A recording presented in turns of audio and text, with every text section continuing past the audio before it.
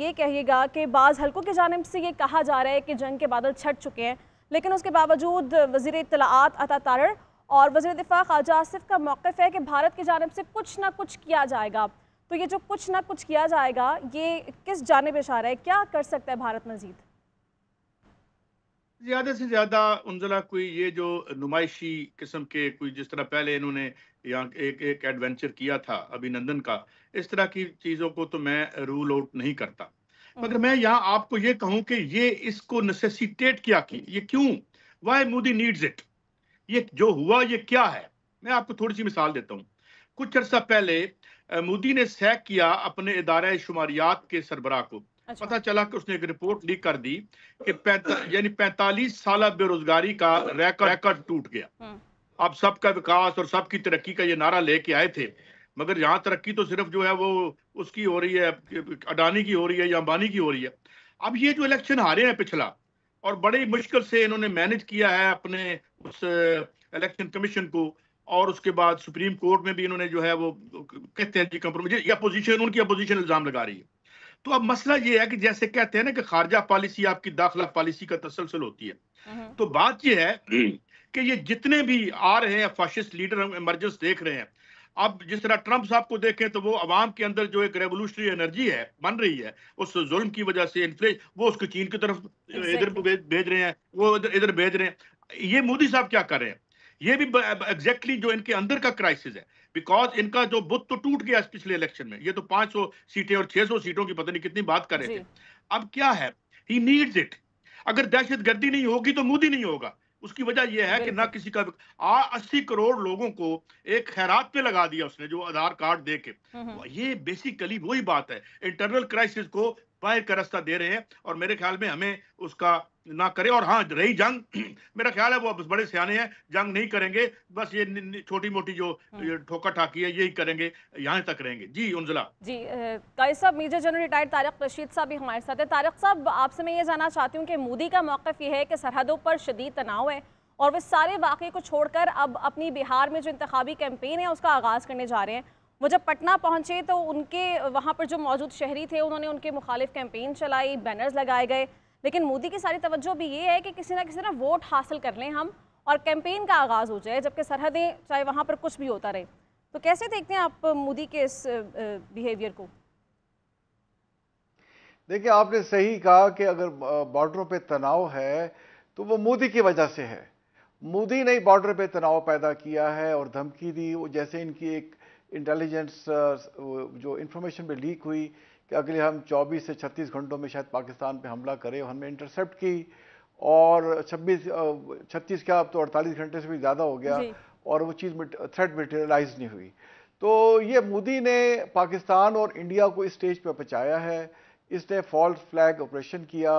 और जैसे आपने बाहर के इलेक्शन का जिक्र किया, हुँ, हुँ। तो पहलगाम के इंसिडेंट के दूसरे दिन ही ये वहां बाहर पहुंच गए थे जी हाँ। और जाके पास स्पीच की इन्होंने। जी हाँ। जैसे आपको पता है कि बाहर की 40 सीटें हैं लोकसभा में हुँ, हुँ। और मोदी की हुकूमत सिर्फ 32 सीटों से कायम है।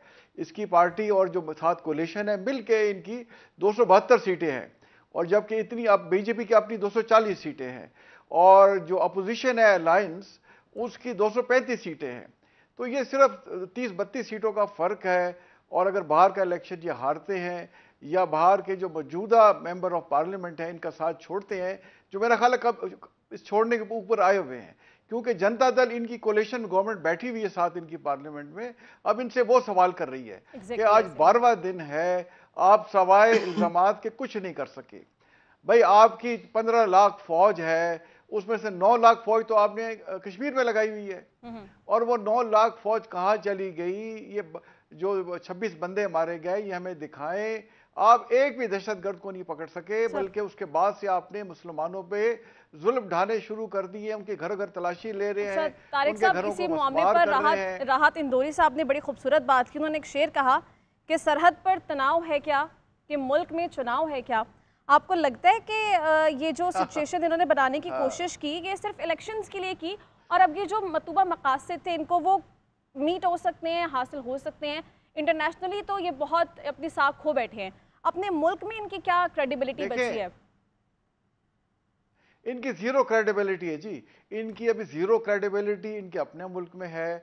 अब देखें इंडियन नेशनल कांग्रेस जो उनका इत्तेहाद है, जैसे मैंने आपसे कहा 235 सीटें हैं, इनकी 240 हैं और मिला जुला के 272 सीटों से ये हुकूमत कर रहे हैं।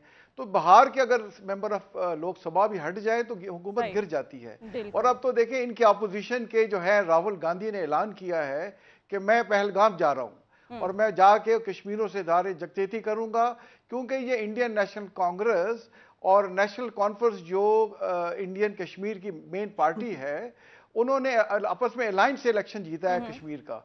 और उसमें इंडियन नेशनल कांग्रेस ने वादा किया था कि अगर हम मिल के इलेक्शन जीत गए तो हम आर्टिकल 370 को दोबारा बहाल कर देंगे, हम जो 35A उसको भी बहाल कर देंगे। तो आई थिंक ये मौका अब आ गया है कि ये जो अपोजिशन जमाते हैं वो अपना बढ़ाओ दबाव मोदी पे बढ़ाएं। और मोदी ने जैसे अब आपको पता है कि घबराहट के आलम में जो नॉर्दर्न कमांड कमांडर को चेंज कर दिया, डिफेंस डीजी डिफेंस इंटेलिजेंस को चेंज कर दिया। अच्छा, उनके जो है एयर चीफ वो कह रहे हैं जी, उनके जहाज में एक वीडियो आई है, वो जहाज में बैठे वो कह रहे हैं मुझे इस जहाज पे कॉन्फिडेंस ही नहीं है। तो जब देखिए अगर आपने जंग करनी है और जंग से पहले आपके जो लीडर्स हैं मिलिट्री कमांडर्स वो आपके साथ ना हो तो आपने क्या जंग लड़नी है। और इसके अलावा बैरूनी महाज पे भी मोदी तनहा हो गया है। देखिए चाइना ने जो आज बयान दिया है, उन्होंने कहा है, बयान क्या दिया है, उन्होंने मशकें शुरू कर दी हैं हिमालय के पहाड़ों में, जो इनका इलाका है सियाचिन के पास गलवान की वैली में। चाइनीज ने वहां एक्सरसाइजें जैसे हम पाकिस्तान की तरफ से कर रहे हैं, चाइनीज ने वहां एक्सरसाइजें शुरू कर दी हैं। और अगर मोदी ने ये हरकत और हमाकत की तो ये पूरा हिंदुस्तान जो है वो टूट जाएगा और कश्मीर कट जाएगा, खालिस्तान आज़ाद हो जाएगा, 7 ईस्टर्न स्टेट आज़ाद हो जाएंगी और तामिल जो है इलादा सूबा बन जाएगा। और अगर ऐसा हो गया तो फिर मोदी सरकार के लिए कोई जवाब नहीं बचेगा कि ऑडियंस को ग्रैब किस तरह से करना है और आवाम को मजीद हमने गुमराही की तरफ कैसे धकेलना है। Air commodore retired Khalid Chishti साहब भी हमारे साथ मौजूद हैं। खालिद साहब ये कहेगा, अभी तारिक साहब भी जिक्र कर रहे थे फ़िज़ाइया के हवाले से, उनकी मिलिट्री के हवाले से, उसके बरक्स पाकिस्तान की जानिब से जो है वो मशक़ें भी की जा रही हैं मुसलसल, और आज रिसेंटली हमने इब्दाली मिज़ाइल का एक कामयाब तजुर्बा भी किया है। आप क्योंकि टेक्निकल मामलात पर गहरी नज़र रखते हैं, समझते हैं इन मामलात को, आप ये बताइएगा एक तो इस मिज़ाइल की कैपेबिलिटीज़ क्या हो सकती हैं और पाक फ़ौज हर तरह से हर महाज पर मुकम्मल हमें बासलाहियत और तैयार दिखाई देती है। देखिए, थैंक यू वेरी मच मुझे इनवाइट करने का। ये जो मिसाइल फायर किया गया है ये कोई हमारा लॉन्गेस्ट रेंज वाला मिसाइल नहीं है, ये सिर्फ 150-200 किलोमीटर इसकी रेंज है। लेकिन ये मोर ऑफ अ सिंबल है, बेसिकली एक मैसेज देना होता है। इससे कहीं ज्यादा रेंज के हमारे पास सरफेस टू सरफेस मिसाइल हैं। पहले तो मैं ये जवाब आपका दे दूं, ये बेसिकली अपने डिटर्मिनेशन या रिजॉल्व एक शो करने का एक मैसेज भेजा है। जहां तक आपका सवाल है कि एयरफोर्स का जो जनरल तारिक ने जिक्र किया, वो पाक फिजाइया बिल्कुल ना सिर्फ तैयार है बल्कि fully ready to shoot and kill mode में है इस वक्त। मैं पिछले 5-6 साल से अपनी डॉक्यूमेंट्रीज बनाता हूँ अपने नाम से एक चैनल की वजह से, जिसकी वजह से मुझे एक्सेस है पाक फिजाइया के एयरफोर्स बेसिस तक। मेरे लिए खुशकिस्मती थी कि मेरे इस ट्रैक रिकॉर्ड की वजह से प्रेजेंट जो लीडरशिप है, जो प्रेजेंट एयर चीफ है, उन्होंने स्पेशल परमिशन दी थी to go to the air force base, जो हमारा सबसे फ्रंट लाइन बेस है, जहाँ पे J-10C जहाज मौजूद हैं, जहाँ पे JF-17 Block 3 मौजूद है। मैंने पूरा दिन इन पायलट्स के साथ गुजारा, क्योंकि मैंने उनका वीडियो इंटरव्यू रिकॉर्ड करना था उस चैनल के लिए अपने, तो मैंने उनका इंटरव्यू किया पूरा दिन, और जाहिर है इनफॉर्मली भी पूरा दिन गुजारा मैंने, तो उनके साथ मेरी बहुत लंबी बातें हुई। और जाहिर है being a fighter pilot my self, मैं इजीली कनेक्ट कर पा रहा था और रिलेट कर पा रहा था कि जब मैंने 35 साल जो एयरफोर्स में सर्व किया और आज के जो फाइटर पायलट्स हैं किस स्टेट ऑफ रेडीनेस में हैं और किस माइंडसेट के साथ है। हालांकि ये मुलाकात मेरी इस एस्केलेशन से कुछ हफ्ते पहले हुई, तो मैं आपको ये एश्योर करा रहा हूँ और कॉन्फिडेंस देने के लिए रिपोर्ट कर रहा हूँ आपको कि अल्हम्दुलिल्लाह जो हमारे नौजवान पायलट हैं और जो हमने जो गैप प्लग किया है राफेल के साथ J-10C खरीद कर, और थोड़ा सा मैं टेक्निकल बातों में जाए बगैर मैं आपसे करता चलूं, मैं रिफ्रेश कर देता हूं आपके नाजरीन को कि 2019 में जब अभिनंदन का वाकया हुआ था, तो हिंदुस्तानी गवर्नमेंट और प्राइम मिनिस्टर ने खास तौर पर इंडियन प्राइम मिनिस्टर ने कहा था कि अगर हमारे पास राफेल होते तो ये ना होता। तो राफेल ले लिए गए, उनकी ख्वाहिश पूरी हो गई।